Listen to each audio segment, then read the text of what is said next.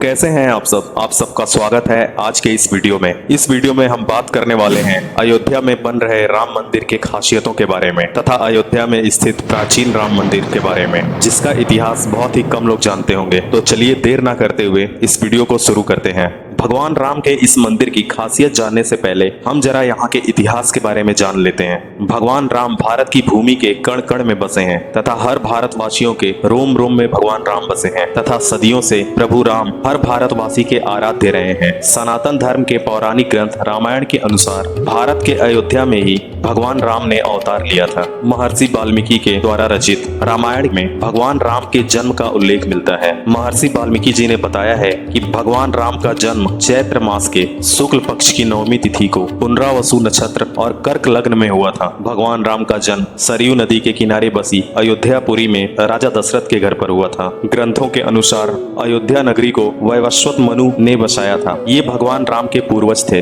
भगवान राम जब रावण का वध करके अयोध्या के राजा बने, उसके बाद भगवान ने हजारों वर्षों तक अयोध्या पर शासन किया और उनके शासन काल के दौरान प्रजा में सुख तथा शांति रही। उसके बाद पृथ्वी पर अपना समय समाप्त होने के बाद भगवान राम जल समाधि लेकर बैकुंठ लोक को चले गए। भगवान के अयोध्या से जाने के बाद अयोध्या पूरी तरीके से सूनी और उजाड़ हो गई। उसके बाद भगवान राम के पुत्र कुश ने अयोध्या का पुनः निर्माण करवाया। पुनः निर्माण के बाद महाभारत काल तक सूर्यवंशी राजाओं के 44 पीढ़ियों ने अयोध्या पर शासन किया। महाभारत काल के पश्चात ये जगह पूरी तरीके से उजाड़ और सूनी हो गई। कालिदास चक्रवर्ती सम्राट विक्रमादित्य के 9 रत्नों में से एक थे। उनके द्वारा लिखित पौराणिक साहित्यों से ये पता चलता है कि एक दिन चक्रवर्ती सम्राट विक्रमादित्य आखेट करते करते अयोध्या तक पहुंच गए। उस समय वहां पर काफी घना जंगल था। लगातार आखेट करते रहने से चक्रवर्ती सम्राट काफी थक गए थे। काफी थके होने के कारण सरयू नदी के किनारे एक आम के वृक्ष के नीचे विक्रमादित्य आराम करने लगे। तब विक्रमादित्य को अपने आसपास कुछ चमत्कार दिखे। इन चमत्कारों को देखने के बाद विक्रमादित्य के मन में उत्सुकता जगी कि ये स्थान कौन सा है। उसके बाद विक्रमादित्य ने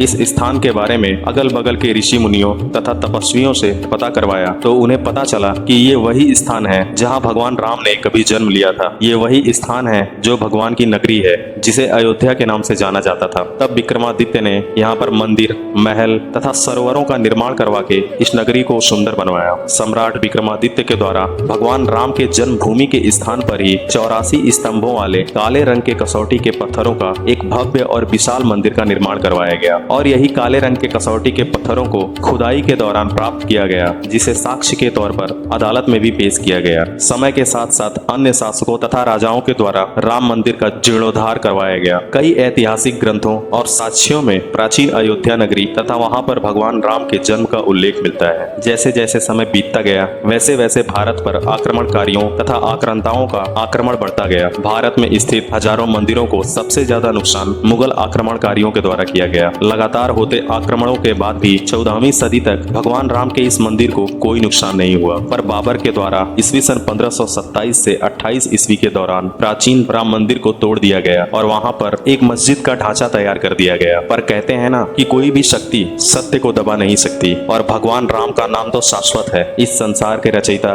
भगवान राम के नाम को दुनिया की कोई भी शक्ति नहीं दबा सकती। सनातन धर्म में जब कोई व्यक्ति जन्म लेता है तब से लेकर और उस व्यक्ति की मृत्यु तक भगवान राम का नाम उसके साथ ही रहता है। लगातार 500 वर्षों तक उस प्राचीन मंदिर के अवशेष वहीं उस जगह पर दबे रहे और इंतजार करते रहे कि एक न एक दिन सत्य बाहर आएगा और करोड़ों राम भक्तों को न्याय मिलेगा। हजारों लोगों ने अपने जीवन का बलिदान दिया और करोड़ों हिंदुओं ने सैकड़ों वर्षों तक संघर्ष के बाद अपने आराध्य श्री राम का जन्म स्थान वापस पाया। 100 से ज्यादा वर्षों से चल रहा विवाद 9 नवंबर 2019 को सुप्रीम कोर्ट के फैसले के बाद समाप्त हो गया। कोर्ट के फैसले के बाद 5 अगस्त 2020 को हमारे देश के यशस्वी प्रधानमंत्री श्री नरेंद्र मोदी जी ने राम मंदिर की आधारशिला रखी और आज के दिन अयोध्या में भगवान राम के जन्म के स्थान पर एक भव्य और सुंदर राम मंदिर का निर्माण पूरा होने को है। और जिस दिन का इंतजार करोड़ों भारतीयों को सदियों से था, वो घड़ी आने वाली है। हमारे आराध्य भगवान श्री राम के मंदिर में प्राण प्रतिष्ठा का दिन निर्धारित हो गया है और वो दिन है 22 जनवरी 2024। तो चलिए जानते हैं कि कैसा है हमारा नया राम मंदिर। अयोध्या में बन रहा भगवान राम का मंदिर इतना मजबूती के साथ बनाया जा रहा है कि आने वाले 1000 वर्षों तक भी इस मंदिर को कोई नुकसान नहीं होगा। ये मंदिर इस तकनीकी से बनाया जा रहा है कि आने वाले भूकंप तथा कोई भी प्राकृतिक आपदा इस मंदिर को काफी लंबे समय तक कोई भी नुकसान नहीं पहुंचा सकती। इस मंदिर का मूल डिजाइन वर्ष 1988 में ही तैयार कर लिया गया था, पर कुछ बदलावों के साथ इसे वर्तमान स्वरूप दिया गया। इस डिजाइन को गुजरात के अहमदाबाद के सोमपुरा परिवार के द्वारा तैयार किया गया था। दुनिया भर के 100 से ज्यादा प्रसिद्ध मंदिरों का डिजाइन तैयार कर चुका ये परिवार पिछले 15 पीढ़ियों से यही काम कर रहा है। वर्तमान में बन रहा हमारा राम मंदिर नागरा शैली में बनाया जा रहा है। भारत की इस प्राचीन शैली में बने मंदिर आधार से लेकर शिखर तक चौकोर होते हैं। इस शैली में बने मंदिर में गर्भगृह, उसके समकक्ष क्रमशः अंतराल, मंडप तथा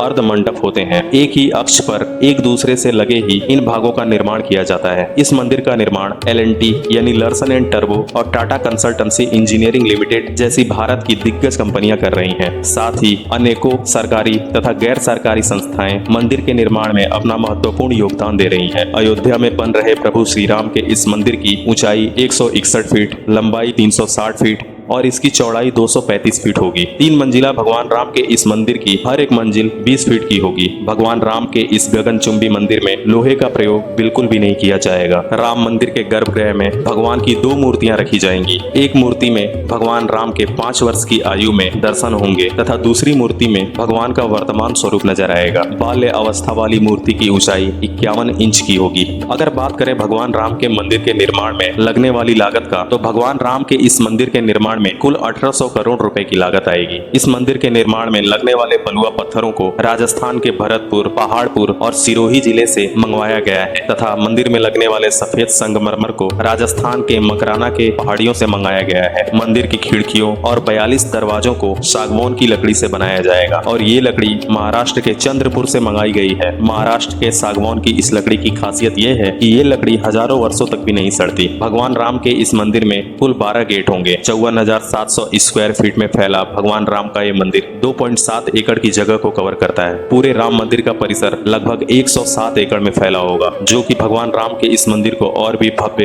और सुंदर बनाएगा। एक अनुमान के मुताबिक भगवान राम के इस मंदिर में 70,000 से 75,000 राम भक्त प्रतिदिन भगवान के दर्शन कर सकेंगे। इसी को ध्यान में रखते हुए अयोध्या के सड़कों तथा गलियों का चौड़ीकरण तथा दूसरी मूलभूत सुविधाओं का विकास काफी तेजी से हो रहा है। राम मंदिर में भक्तों के दर्शन की शुरुआत होते ही पूरे प्रदेश का विकास अत्यंत तेजी से होगा और भगवान राम के भक्त अपने आराध्य के दर्शन काफी आसानी से कर सकेंगे। तो इस वीडियो को हम यहीं पर खत्म करते हैं। अगर वीडियो आपको पसंद आया हो तो इसे लाइक करें, शेयर करें और इस चैनल को भी सब्सक्राइब करें। जय श्री राम।